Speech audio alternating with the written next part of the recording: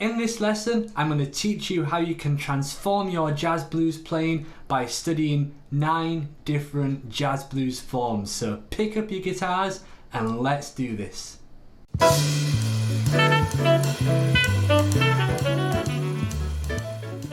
Greetings jazz guitar gurus, my name is Jamie. I am the founder of JamieHolroydGuitar.com, which is a blog, video lesson and podcast all geared to helping you become a better jazz guitar player. And if you haven't done so already, then please consider hitting that subscribe button below. That way you'll get free access to all the new lessons which I post. Okay, so today is the 3rd installment in our jazz blues lesson series, and we are going to be examining 9 different important jazz blues forms which are going to transform your jazz guitar playing. We're going to look at the most simple jazz blues form and take it all the way up to Charlie Parker's Blues for Alice, and we're going to have some cool Wes substitutions and things like that in between. So I'm going to take as read that you're comfortable with a jazz blues progression and you can play over that using the tactics from the other 2 videos. If you haven't checked those out yet, then I really recommend that you feel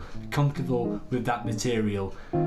Besides that, if you have any idea about things like tritone substitutions, Coltrane changes and rhythm changes, that's going to aid you furthermore in this class.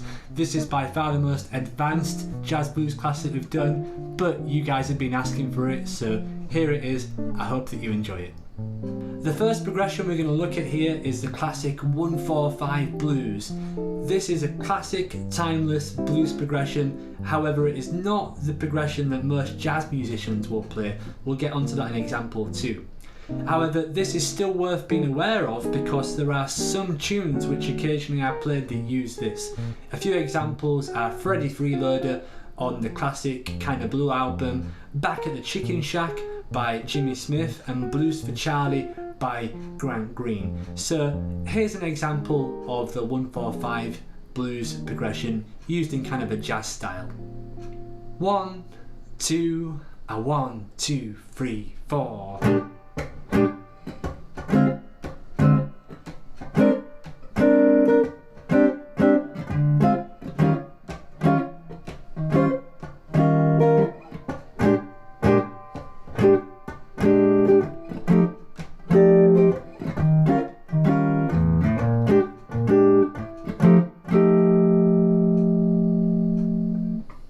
The second jazz blues example is the go-to jazz blues that you'll hear jazz musicians play at jam sessions and on tunes such as Sonny Moon for 2, Tenor Madness, Billy's Bounce. This one is certainly worth learning in all 12 keys if you don't already know it. The main differences that you want to watch out for compared to the first example are that in bar 4 we now have a 2-5 to E flat. In bar 2 we have a quick change, so we go 1, 4, 1, 2, 5 to 4. And then when we're basically in bar 5, we've got the 4 chord, E flat 7, passing diminished chord there, which is just a tonic diminished. That's a B flat diminished chord as well, so you don't have to get too bogged down with a bunch of diminished scales and things like that. Then we're back at the 1 chord, and then we've got to turn around to 2 of the key, so a minor 2, 5, 1 in C minor. That wasn't there before. And now the last 4 bars where we used to have this 5, 4, 1, we now have a 2, 5, 1, which is the established kind of jazz harmony that we like to use on these things. Then finally in the last 2 bars we have a 1, 6, 2, 5 chord progression. Here's the entire jazz blues chord progression.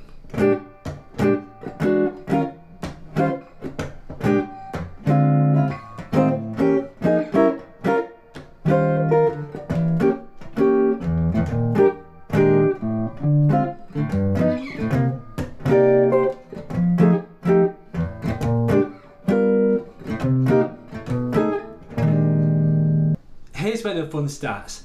This example uses the giant steps chord progression over the first 2 bars. Now, I'm not going to get too into the full extent of giant steps right here, but I'm just going to play the chords so you can hear the sound. So the typical jazz blues progression is what I'm going to play first, just the first 4 bars, then I'm going to play these giant step subs, and you can let me know what you think. Is this too far out for you for a jazz blues progression, or do you like the sound? Let me know in the comment section below. So here we go, standard jazz blues.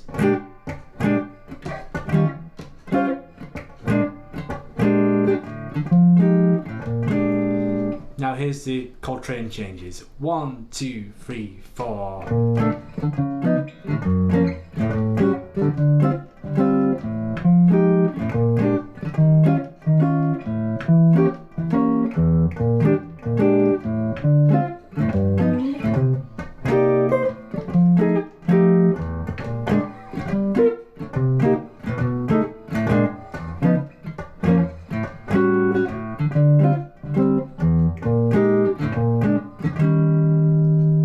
So I went round a bit longer with the Coltrane changes so you can really hear them in the overall context of the jazz blues progression. Now these ones are ones that I would not personally use for comping unless I was behind someone that was basically implying this type of harmony anyway. However, you can imply these in your single line solo against the standard jazz blues chord changes. Let's hear an example of that.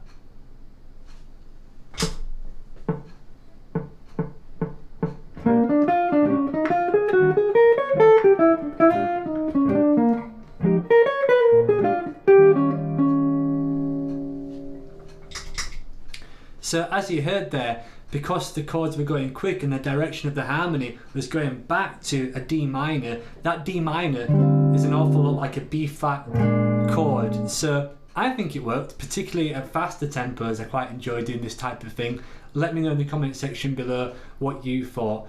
What I'll do is I'll just compare side by side. I'll play over the jazz blues progression using the standard harmony, then I'll use the Coltrane changes harmony, and then you can hear the difference. So here's the kind of standard way of playing over a jazz blues.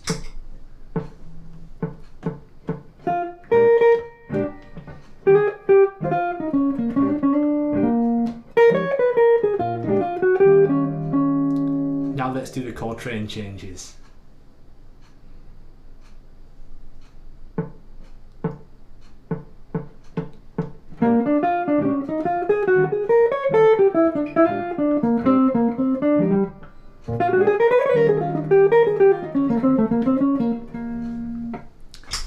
So that's an interesting one. It might be a bit too out for some of you, but I think it's a fun one to throw in. Even if you only take maybe half of that, like for example, you could just play A7 to D minor, or you could play G flat and A flat going to D minor. In fact, if you play, for example, a G flat triad, and you put maybe an A bass note on that, it's like a very altered A sound anyway, which is going to D minor, which is like B flat. So it's another way of playing into the B flat, I think. The next example uses a similar idea. We're a little bit more inside this time. Rather than use Coltrane changes, we're using a rhythm changes over bars 1 and 2. So where we would typically have a B flat to an E flat, this time we've got B flat, G7 flat 9 would be in the bass, C minor 7, and then C sharp diminished 7, going back to B there, or D minor, whichever way you want to cut it. There isn't much difference. D minor is the 3rd degree of B flat, which is the secondary relative minor. So let's hear how these chord changes sound over the first 4 bars. Here we go.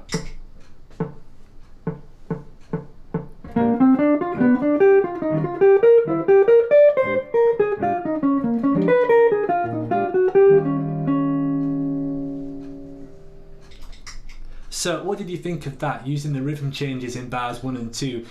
Another reason why that works is usually in bars 1 and 2 you have a B flat, and obviously here we're still playing B flat, but we've got a passing diminished chord on the second half of that. We would typically have an E flat 7 chord there, but the C minor 7 is not awful lot like the E flat really. And it's kind of funny because when you look at a rhythm changes progression, sometimes some jazz cats do the kind of reverse of what I just did. The chord progression will be like and over the 1-6-2-5, a jazz musician might think B flat over the 1-6, then E flat over the 2-5,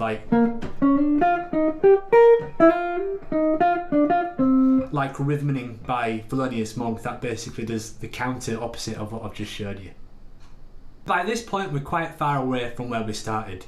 This next example really looks quite intimidating if you compare it to a 1-4-5 jazz blues, but I can assure you it's not as fearsome as it may initially look. This is the Parker Blues, which is the blues progression used by Charlie Parker. He used this on Blues for Alice, which is typically played in F. This is in B flat here, just to keep it continuous with the progressions that we've looked at so far.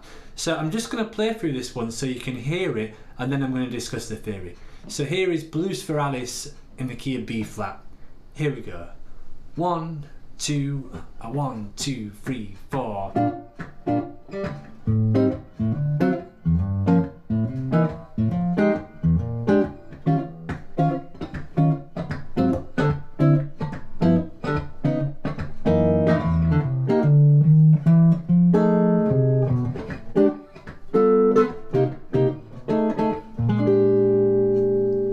The Charlie Parker progression starts out fairly diatonic. We're starting on the 1 chord here, which has been changed to a major 7 this time.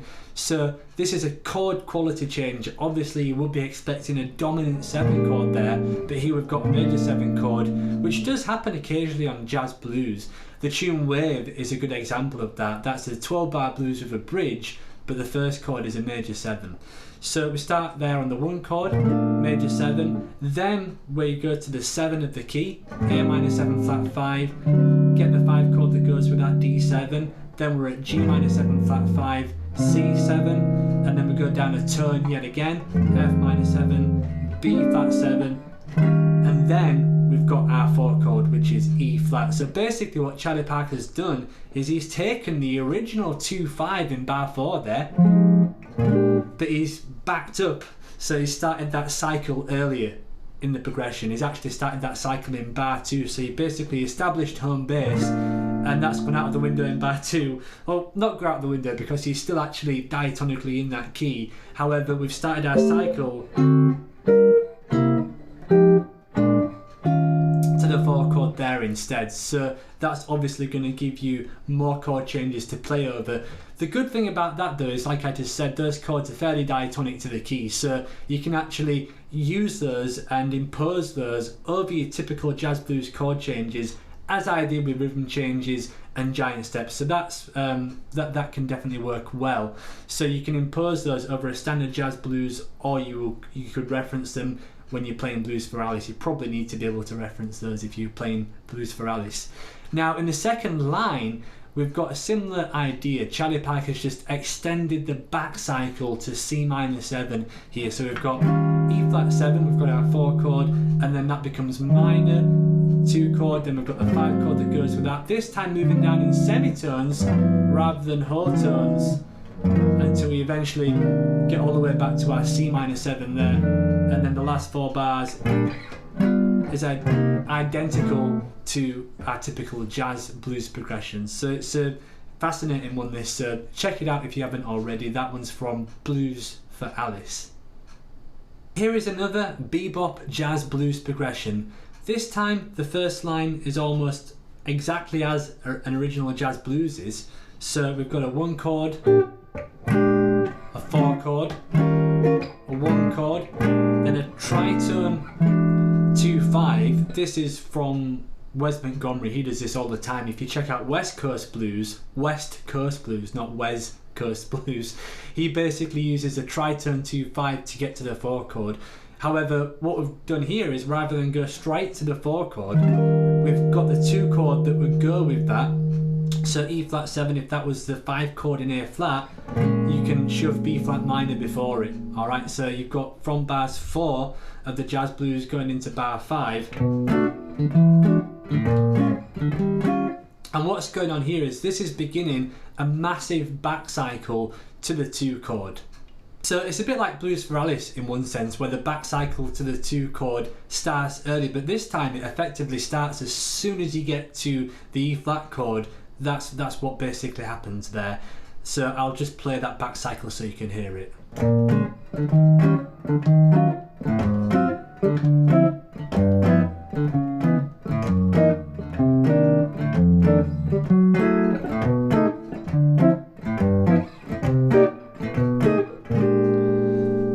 definitely a handful of chords is this one. The last 4 lines we've got a 2-5 as you would normally see, then we've got a tritone 2-5. If you go into B flat here, then B7 would be a tritone sub going to the 1 chord. However, rather than just play the tritone 5 chord, I'd put the 2 chord with it as well, so that's F sharp minor 7, B7, and rather than go to B flat, I've actually started a cycle again, turning us round to the beginning of the tune. So I'll play this one in its entirety so you can hear it. So this is the bebop jazz blues progression.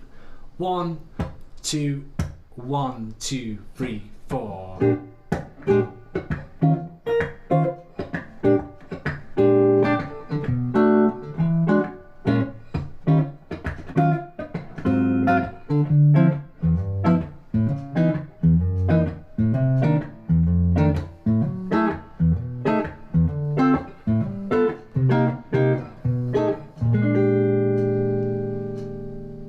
So we can sit here and talk about jazz blues progressions all day, and I'm more than happy to do that, but at some point I think it's very, very good for us to try and compose our own jazz blues progressions using these concepts. Of course you want to try and learn to play things like Blues for Alice and Sunny Moon for Two, but I think it's a really good exercise to try and compose your own jazz blues progressions. Maybe take some of the concepts that you like from each of these, and you can just take, say, 1 or 2 of them, put them in the original jazz blues progression, and you could compose something original. However, this jazz blues form has been around a while, so don't write to me and complain if you find out at a later point that someone has already used your jazz blues chord changes. So I'm just going to finish off now with basically a jazz blues progression which I really like. This is hopefully original. I haven't used it in a song or anything like that yet, but I hope to at some point. So I'll play it first, then I'll explain what's going on. Here we go.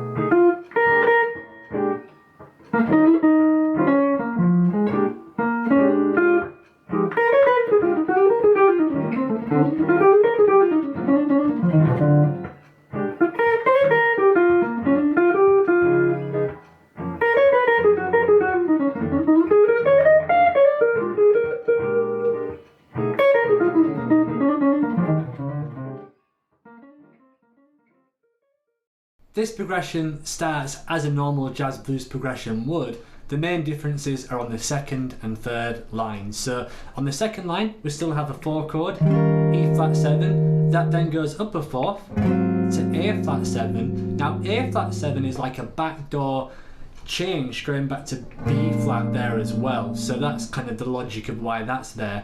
When you get to B flat we've got descending 4ths which are taking us to G flat, so B flat, E flat, A flat, D flat, G flat major 7. So why is that G flat major 7 there? Well, if we look at the original chord you'd expect to find there, that would be C minor. A tritone away from C minor is G flat, and you can always tritone any chord. It doesn't have to be a dominant chord, and the chord type doesn't always have to be dominant, so that's why this one's a major 7 chord, and you can see where that's going. It's going to F, and then that's ultimately going to B flat, taking us back to where we started. So that's what I've done here, and then in the very last bar I've got a tritone 5 chord, so that's just literally a upper semitone to go back down to B flat. So I hope you enjoyed that one. Like I said, as far as I know it's not being used yet, and I really enjoy using and playing this one. So what was your favourite jazz blues progression? Please share your thoughts in the comment section below. I'd love to know. Thank you for checking out this video as well. I hope you've enjoyed this jazz blues series. Let me know if you'd like any more lessons on jazz blues. It's kind of one of those topics that I can talk about forever, but I hope that the material that I put out so far has been useful for you.